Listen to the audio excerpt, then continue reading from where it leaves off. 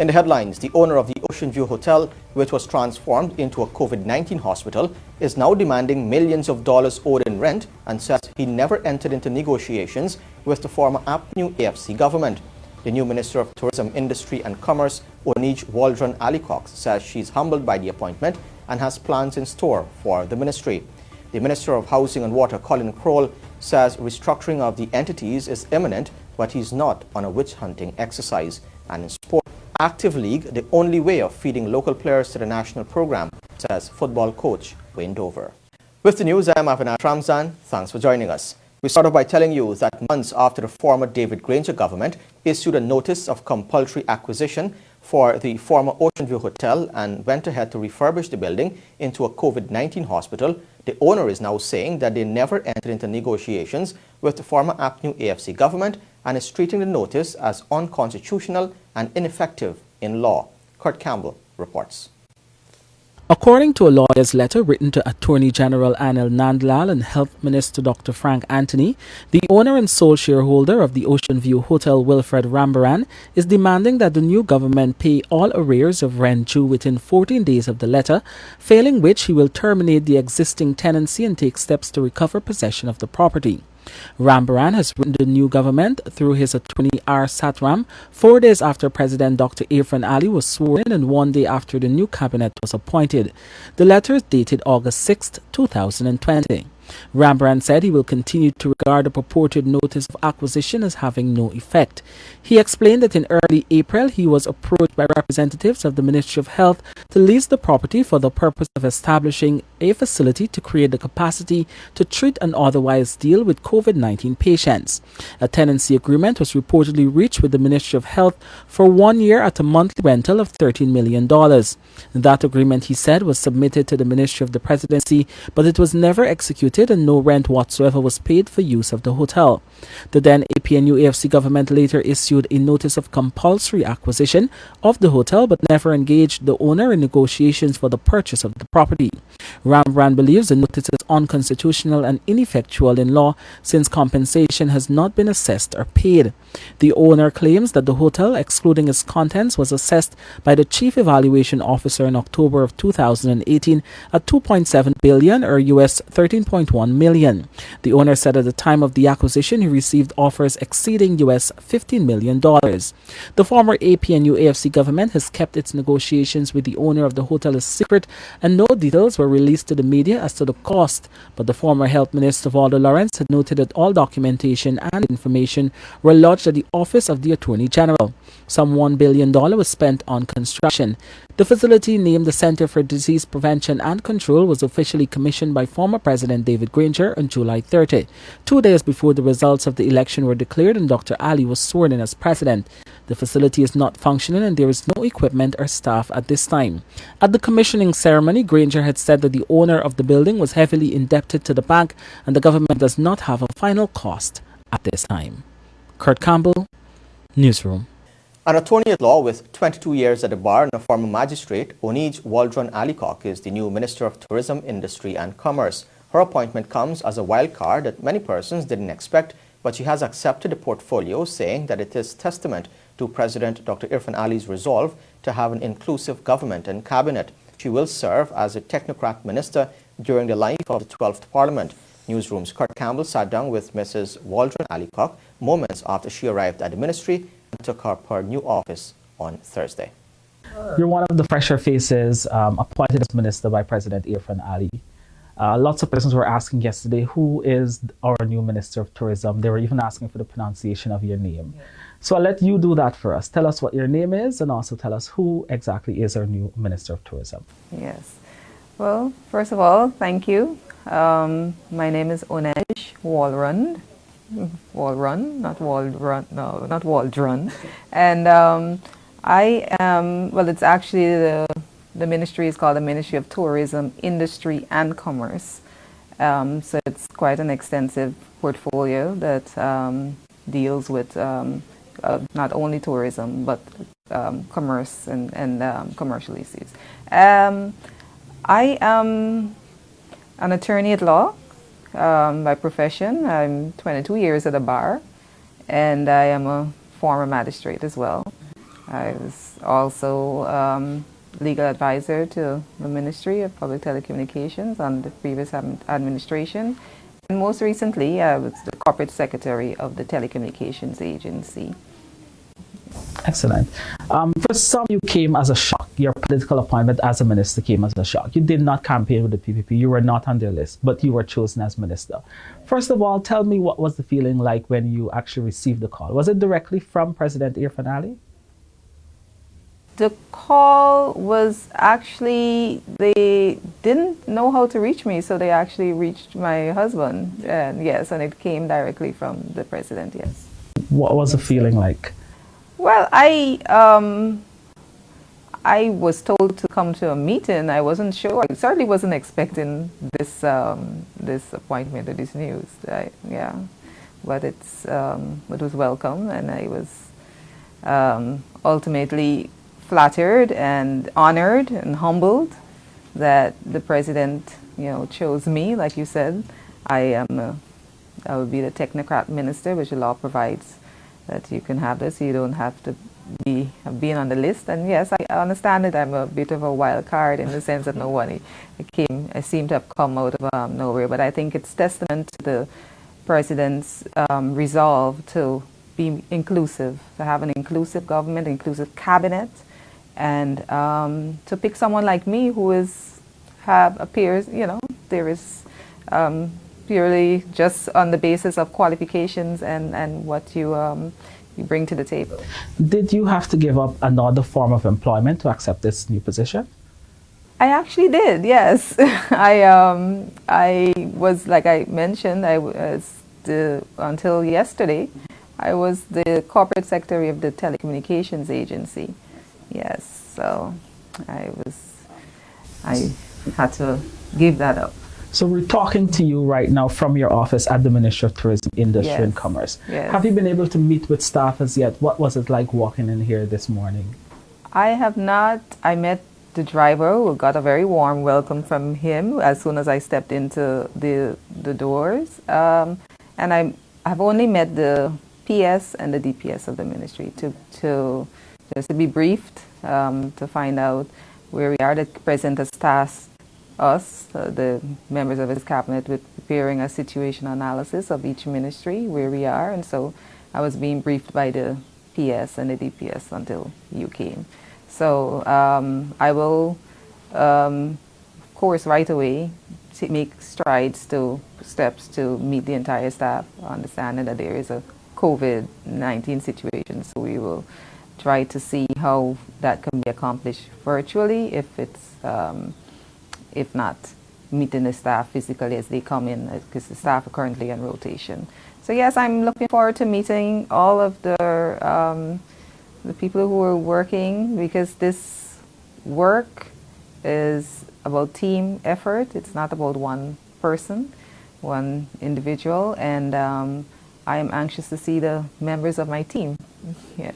Yeah. In keeping with the promises in the PPP's election manifesto and your own vision for where you think this sector needs to go, what could we expect from your leadership over the next 5 years? For sure, it's as I do an assessment of where we are, the idea behind this ministry of industry and commerce is to create an environment that fosters innovation and competitiveness and ease of business too. And so that is the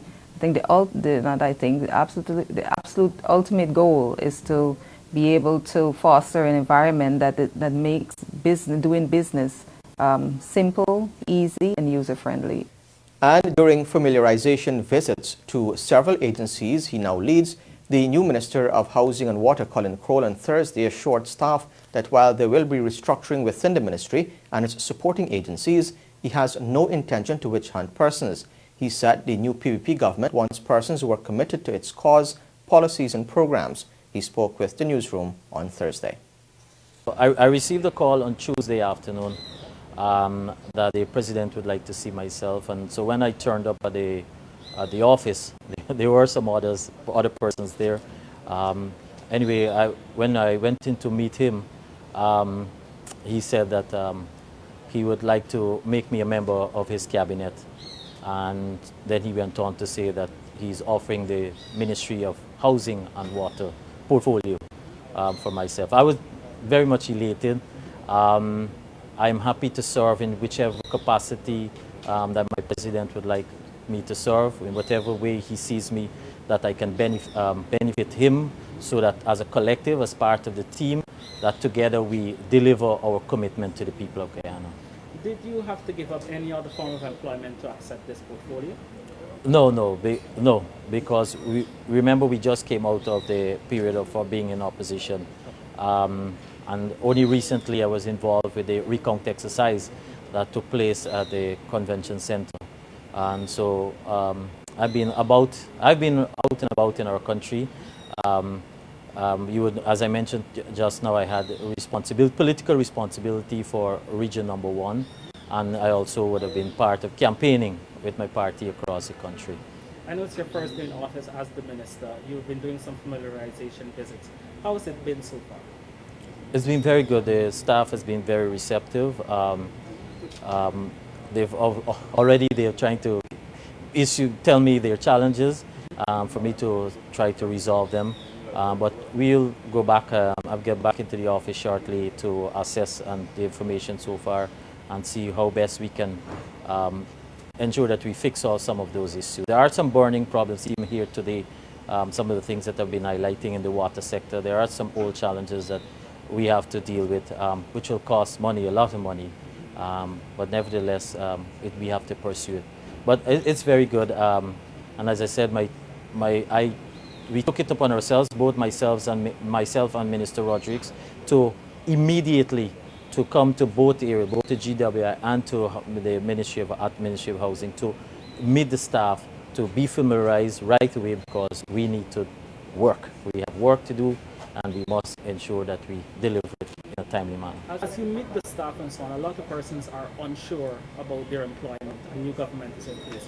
Is there any assurance that you could give the employees of GWI Housing and the other agencies that you now lead, being the new Minister of Housing? I'm not here on witch hunting.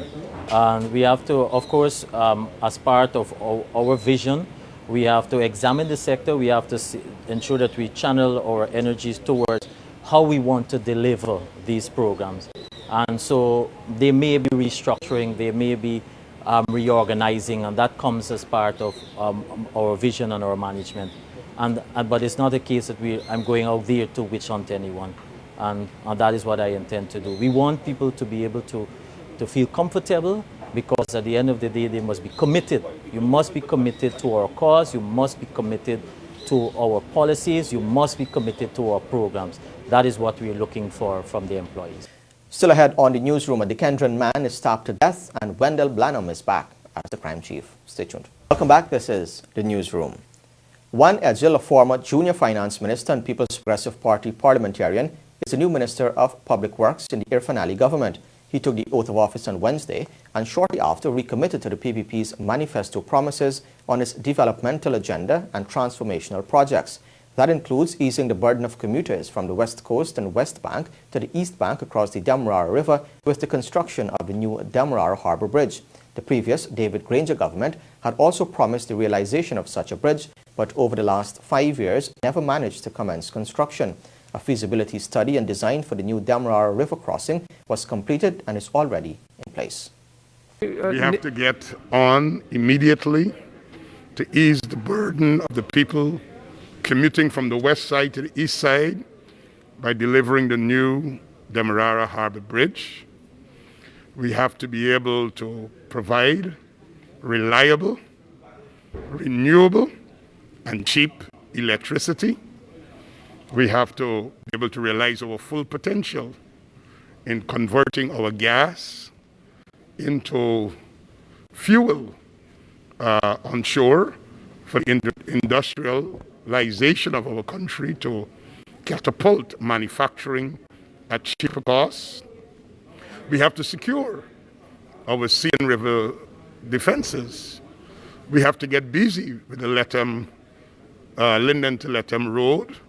We have to be aggressively working on the East Bank, East Coast bypass. We have to be busy working on the new quarantine bridge. We have to open up interior roads, ensure that our interior airstrips are all service level to ensure safe commuting. We have to be able to do something about ensuring safety on our roads, which is something that I take very seriously because for the year we've had too many accidents that has caused multiple lives sometimes in one accident. So road and traffic safety is something that we have to look at. We have to make our waterways safe. Our airports must be able to provide the kind of a service to ensure that Guyana is on the map, providing all the necessary amenities to facilitate regional travel. Guyana should be a hub that links Caribbean to South America, opening up new markets. So we have to be able to ensure that we facilitate that kind of a travel. And there are a whole lot of other things that we have to be working on. So those are just some of the things that we have. We have promised to look at the Del Conte Road. We have to open up farm-to-market access roads. We have to be able to open up new areas to facilitate plantation agriculture. So our ministry will not be working in isolation. Our cabinet should be a team. I have a role to play, but the role I play is not as important as the entire team. Appointed the Minister of Amerindian Affairs at a time when the hinterland communities are suffering due to the COVID-19 pandemic, Pauline Sukai told Newsroom on Wednesday that tackling the pandemic will be her first task in office. She noted that some work was being done even before the government was sworn in to help residents in Region 9, which has so far recorded 102 cases. Minister, can I ask you first, at this moment in the interior communities, there's the huge problem of COVID-19 and the social upheaval that has caused. Have you had time to think of how you could address that? Well, over the last 5 months, since the COVID started, we've had the task force, which we've all been contributing towards supporting not only the hinterland but nationally. Very recently, I've sent in some masks to North Pacaraimas because they seem to, Region 8 just had 2 cases, but we're now waiting for it to explode. Of course, we have information about what is taking place in Region 9 and elsewhere, Region 7, Region 1, and His Excellency has quickly put together a plan of action which they're quickly working on, and I believe that comprehensively we have to deal with the national COVID issue that is, like you said, is going to cause us some serious setbacks if we don't deal with it now.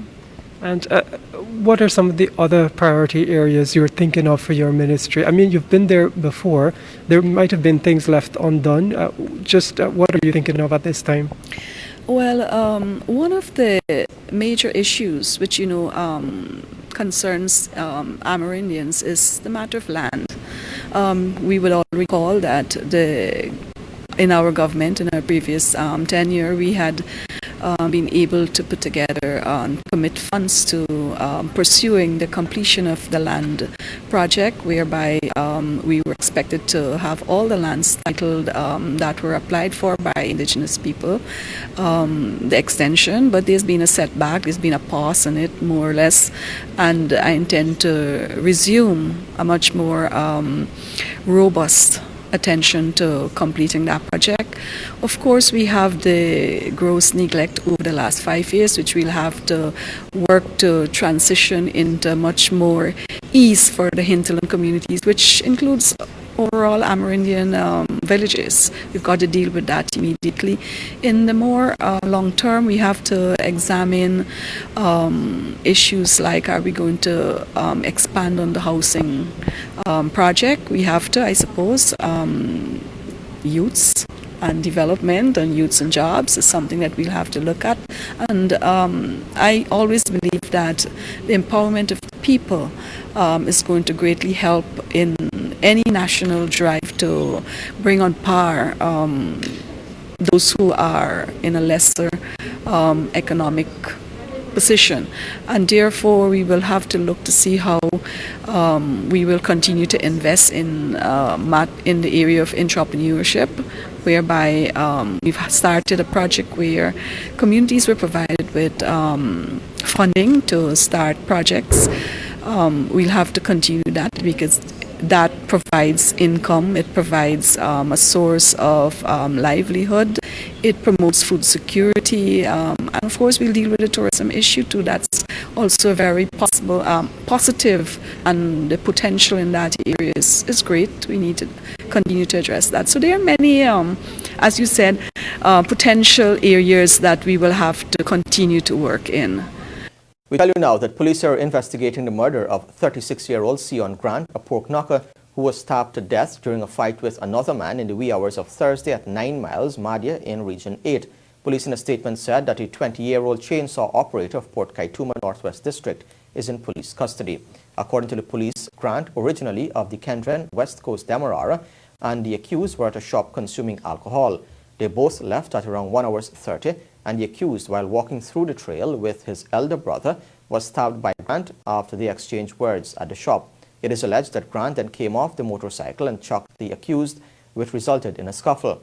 The accused, who was armed with a long black handle knife, stabbed Grant twice, once to the neck and to the right side abdomen. Grant was taken to the Madhya Regional Hospital, where he was treated and hospitalized, but died while waiting to be air-dashed to Georgetown. And Senior Superintendent Wendell Blanham will be appointed as the new crime chief, moving from his current post as the police commander of the Region 1 branch of the Guyana Police Force. Blanham is replacing Senior Superintendent Michael Kingston. Blanham previously served as crime chief from 2015, but was demoted to deputy commander of A Division in 2017, following a commission of inquiry into an alleged plot to assassinate the former president, David Granger. During his stint as crime chief, Blanham was heavily praised for reopening several high-profile cases, such as the execution of fashion designer Trevor Rose, the 1993 murder case of Monica Reese, and the robbery murder of Shima Mangar. His commander post in Region 1 will be taken up by Superintendent Jairam Ramlakan. Ramlakan served as the force's public relations officer for several years. Newsroom understands that the changes will take effect in the new week. When the Newsroom returns, the United Kingdom says the PPP government should focus on reconciliation and constitutional reform, and the Gold, Diamond and Miners Association calls on President Irfan Ali to keep his promises to the mining sector. Welcome back. This is the Newsroom. The United Kingdom has welcomed the declaration of the March 2 general and regional elections results and said it looks forward to working with the new government of Guyana. The UK Foreign Secretary and First Secretary of State, Dominic Raab, in a tweet on Thursday, also commended the Guyanese people for their patience. He said the government must now focus on reconciliation following the 5-month electoral impasse and constitutional reform. The United Kingdom was in the forefront calling for the results of the elections to be declared. That country has also activated its systems to impose sanctions on senior officials of the former government who were undermining democracy here. The Guyana Gold and Diamond Miners Association, the GGDMA, on Thursday called on the new PPPC government to honor its campaign promises, which include the removal of value-added tax on mining machinery. Bibi Katoon reports. The PPP government in its manifesto promised to address several issues being faced in the mining sector, and the body representing miners will not let them go without honoring those commitments.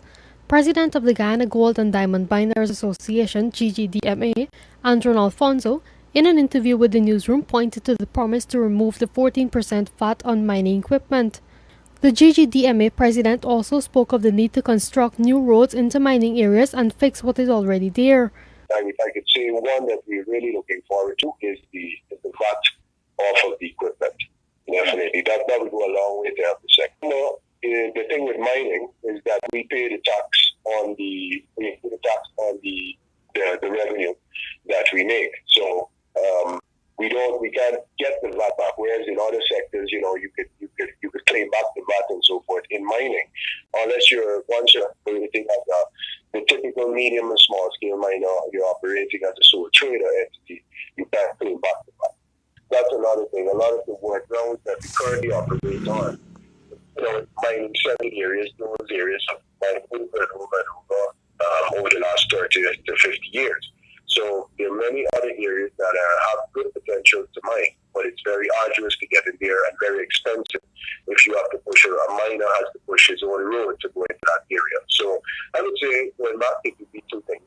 restructuring the VAT and also the upgrade and expansion of the mining roads in the interior.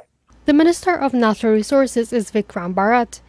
Gold price is currently at an all-time high of over $2,000. On Wednesday, August 5th, the price was at $2,045 per ounce, and according to CNN Business, there is good reason to believe that the price will continue climbing. Alfonso said gold is known to shine when there is a crisis. He noted that the increase in gold price is coming at a good time when the country is dealing with the pandemic and need other ways to increase disposable income. The price is great, not just for miners, but also for the fact that we could then take those funds and spend that back throughout the entire country in different types of investment. And also, it benefits all the auxiliary sectors of, that are related to mining. In 2011, price for gold also hit a record high of $1,900 per ounce. Over the past couple of years, the price did not increase over $1,300 per ounce. The mining sector is one of the largest in Guyana, accounting for 14% of the country's GDP. However, despite its improved performance, the COVID-19 pandemic is also having a negative impact on the mining sector. Gold declaration for 2019 stood at 634,905 ounces. The declaration was 18,682 ounces above what was declared in 2018. The revenue earned by the Guyana Gold Board also increased for 2019 of over $101 million. Bibi Katun reporting for the Newsroom. Happening in sport, we start off by telling you that Guyana's newly appointed Minister of Culture, Youth and Sport, Charles Ramson Jr., plans to use his skill set and broad network to advance policies and programs in the sector. Ramson Jr. takes over from Dr. George Norton, who served in the same capacity under the previous administration. Speaking to media operatives moments after taking the oath of office on Wednesday, the 36-year-old Ramson Jr. said, and I quote, "The president recognizes that over 60% of the population of Guyana is below the age of 35. For the last 5 years, this country has had a lack of strong youth leadership and an absence of sports leadership. The president, as well as the party, also believes that all three areas require strong leadership. It requires us to get organized so that we could help to transform the country and also unify the country, and it is a critical component of who we are as a people and part of the healing process." End quote. With regards to sport development under his tenure, Ramson Jr. believes a structured and sustainable approach is necessary to foster growth. As far as sport is concerned, right now sport is very disorganized. So I want to be able to immediately start to get sport organized in the country. Also, what you've had in the last 5 years, you've had a neglect of the voice of young people. And what you will have here with me and with this cabinet too is young, strong voices being represented, which is something that is very important for the country when you consider that 60%, over 60% of the population is young people, and they need a voice, and they need a strong voice, and they have a young president, and they have a young cabinet. Meanwhile, Ramson Jr. on Thursday morning held a meet and greet session with staff of the ministry. Ramson Jr. took the oath of office on Wednesday and later promised strong leadership and a structured and sustainable approach to advance the policies and programs of the ministry. During the tour of the Main Street Georgetown office, the new minister received all assurances from staff that they stand ready to support him in advancing the development of culture, youth and sport in Guyana. Ramson Jr. said he's elated to be entrusted with transforming such critical areas of the country and to help with bridging the divide. There has always been mounting calls for more local-based footballers to be given spots in the senior Golden Jaguars squad. However, the former head coach Wayne Dover indicated that would always pose a challenge since there needs to be a consistent league to select players. Aki Green reports. The Guyana Football Federation started the Elite League during the 2015-2016 season, and prior to such, there was the National Super League. The Elite League started with great promise, but faded with the complexity of issues from the top teams and players not participating. Apart from such, the heavy sponsorship slowly dwindled. The last edition of the league ended on May 27, 2019, and Torfuta Conquerors successfully defending their championship with a perfect record. Acting General Secretary of the Federation, Ian All, stated in another section of the press that the political situation regarding the outcome of the national, general, and regional elections which occurred on March 2nd, 2020, is the reason for the stalemate. That's 10 months after the last league ended. That has been a challenge by itself for the national team to include the local based players in the absence of any major league being played across the country, because we would know that for a player to be selected for a national team, they would have to be playing competitively throughout the season. To fill the void, the Federation has implemented a system where a selected group of players engage in weekly training sessions under the guidance of current head coach Marcio Maximo. They had resumed training in January ahead to play Barbados home and away in March to qualify for the 2021 Gold Cup. COVID-19 forced the postponement of such. The GFF has since embarked on a program of a selected group of players to undergo weekly training, which will complement the program from a standpoint that they are training on a regular basis and will be given the opportunity to be integrated into the squad with the foreign born and base players. So as much as there is no league, there is a substitute arrangement to actually give the local players an opportunity to play in the senior national team. And that will come from the weekly training and possibly international friendly to give them valuable game time. CONCACAF will now organize a Central Gold Cup preliminary round in the United States in the week before the commencement of the Gold Cup group stages in July 2021. Guyana is among the 12 participating teams in that preliminary round. Golden Jaguars had qualified for the first time in 2019 and finished third in a tough group containing runners-up United States, Panama, and Trinidad and Tobago. For the newsroom, Martin Green. Some international cricket news. Pakistan were in the driver's seat on day 2 of the opening test against England at Old Trafford. After posting a challenging 326, Pakistan reduced the hosts to 12 for 3, then 62 for 4. They eventually recovered through Oli Pope, not out on 46, as they closed on 92 for 4, still trailing by 234 runs. Mohammad Abbas has 2 wickets so far, while Shaheen Shah Afridi and Yasir Shah have 1 each. Pakistan resuming on 139 for 2, lost Babar Azam early for 69 before opener Shan Masood anchored the innings with a brilliant 156, his 4th Test 100 and 3rd in succession. Shadab Khan offered solid support with 45, while Stuart Broad and Jofra Archer had 3 wickets each. The Hero Caribbean Premier League returns in 12 days, but it will be far from the norm of having fans or players being able to socialize outside of the hotel after matches. The entire tournament will be played in a biosecure environment. The Guyana Amazon Warriors all-rounder Romario Shepherd says, while some players feed off the energy of fans and family, he will work hard on self-motivation to keep him going throughout the tournament. No family with you this year, obviously no extracurricular activities as you would say when it comes to CPL, just room and just hotel and cricket. Mentally, how are you tuned in for such a different rig, a different way of going about something that you love to play? Well, for me, everything is different this year. So I think that, your family not here, you focus more on the cricket for me.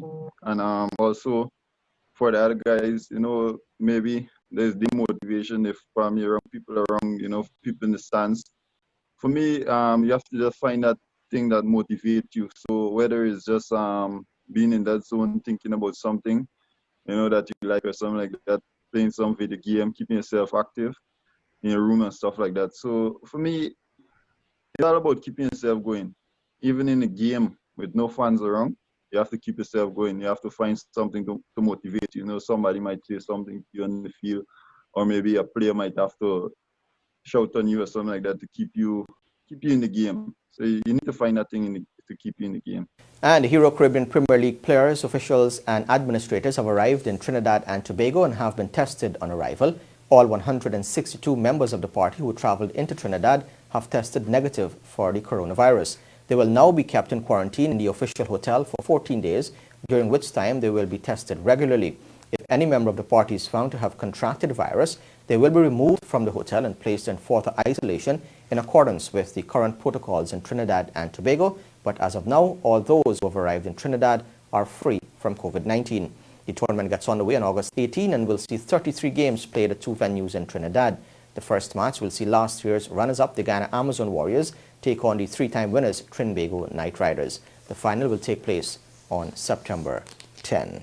And with that, we've come to the end of the news for this evening. Of course, you can find updates on these and other stories on our website, newsroom.gy, our Facebook page, and Instagram. On behalf of the entire news team, my name is Avinash Ramzan. Stay safe. See you back here tomorrow.